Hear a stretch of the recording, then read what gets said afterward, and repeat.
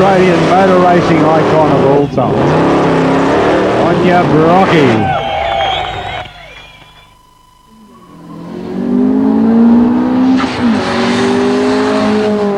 When Mark Bedwani brought along his early 90s CRX to Sydney's Oran Park, his first surprise was how well it drove. The second was how Rod drove it.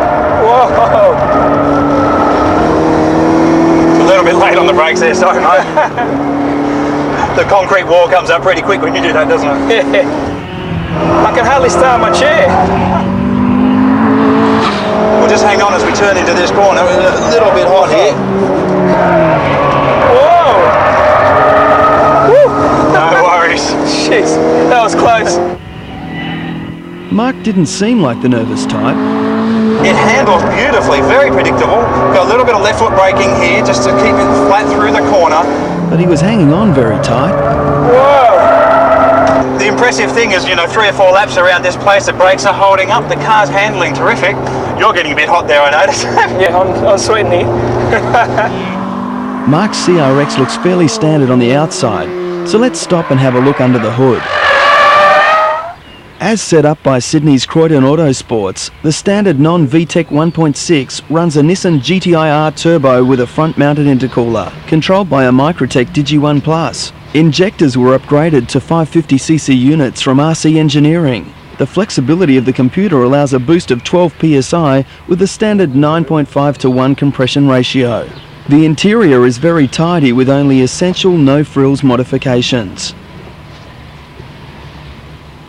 Power at the front wheels goes from 76 kilowatts to 135. He hasn't run a quarter mile yet, but we clocked a 0 to 100 time of 5.5 seconds. What I found was when the car was standard and I put the turbo in it, when I just go to accelerate, the whole car just go bang, bang, bang, bang, just vibrate and bounce violently, and I just couldn't take off properly.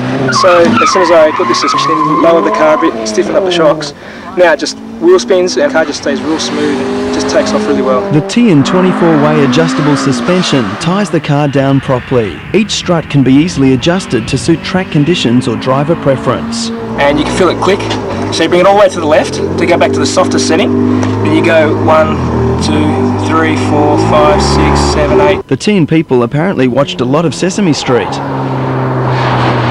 It just blew all my expectations. I just couldn't believe how well it ended. I only lost it once, and it's my first time on this track, and it's just, I don't know, it's just great. It didn't really understeer, which most turbo front-wheel drive cars do. It managed just to hang the tail a little bit, which made it very easy to drive and correct. If it got into a bit of a slide, it wasn't a drama.